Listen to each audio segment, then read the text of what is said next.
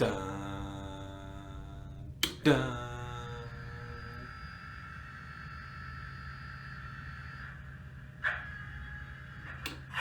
dun,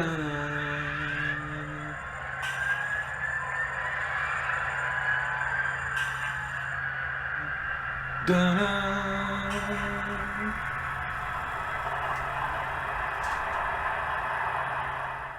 Hi everyone, and welcome to another CN Nerd update. For those who aren't familiar with DCC, you might not know this because I sure didn't. If you have several locomotives on your track and you turn the power on, all of the engines come to life. Which is fine if you have multiple operators, but for me, I only want one locomotive in service, while the other two sleep quietly in their beds. In this video, I will show you how I gave controlled power to each track in the shed and how I hooked up a light to indicate whether the track power is on or off. It's a lot of work, but well worth it.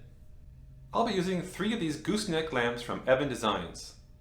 They have a wide variety of lights online, and I'll put a link to their website down below. The first step was to install the lights over each door on the shed. I found the center points and used my little hand drill to make a hole. These lights are very small, and I actually made the hole too big. I fed the wires through the hole and secured the first light, second light, and third light with Gorilla Super Glue. The lights came with these easy to follow directions. I decided to solder the light wires to the resistors, and then heat the shrink tubing. I've used other methods of attaching wires, and soldering is by far the most reliable. While editing this video, I realize now that I should have extended the light wires so that I could attach the resistors under the layout. Look at that mess. Do as I say, kids, not as I do. Okay, the lights are all wired up, but I have no idea if they work because I forgot to test them. I would be so upset if one, God forbid, 2 bulbs didn't even work after doing all this work. So, kids, remember to check your lights to see if they work before installing them. The next step was to attach the lights to my toggle switches. You may recall these switches from a previous video.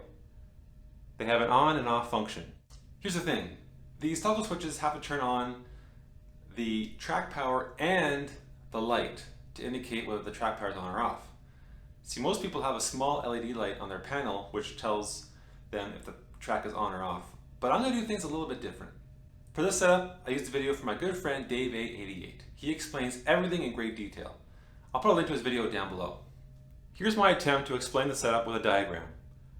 When I installed my track, I used a plastic rail joiner on one side of the rails so that I could control the power. In this case, I chose the white wires to power my insulated rails, or blocks, and the black ones to power my common rail. There are no gaps in the common rail. You can see to the left that the track is powered to the bus line with a white and black wire. Once the locomotive passes the plastic joiner, it will either stop moving or sail into the shed depending on whether the track is on or off. The white wire that gives the block power is connected to the off position of the toggle, and another white wire runs from the on position to the bus line. You'll notice that the black wire never touches the toggle switch. This is because we want power to the common rail at all times. Now that my track is power controlled, let's hook up the light. I don't think it matters which light wire goes where. In my case, I attached the white wire to the off position and the black is connected to the bus wire. Finally, I ran a wire from the on position to the bus line wire. Now, when I flip the switch, power goes to the light and the track. And here's a diagram of the wiring system underneath my layout. Organized chaos. Whew, that's a lot of wires. You know, there might be an easier way to do this, but I understand it, it works, and to me, that's all that matters. I encourage you to watch Dave's video because even though I didn't follow his steps 100%, I definitely got a better understanding of how everything works. And I trust him because he likes bacon, and those who like bacon can be trusted. If you know of an easier method how to do this, please share it in the comments down below. I want to thank you so much for watching. Until next time, cake tear.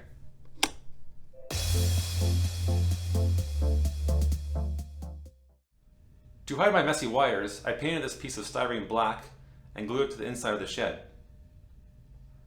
Once that was done, I reluctantly glued the roof on. I really hope I don't regret this. Lastly, I added the CN sign to the side of the shed.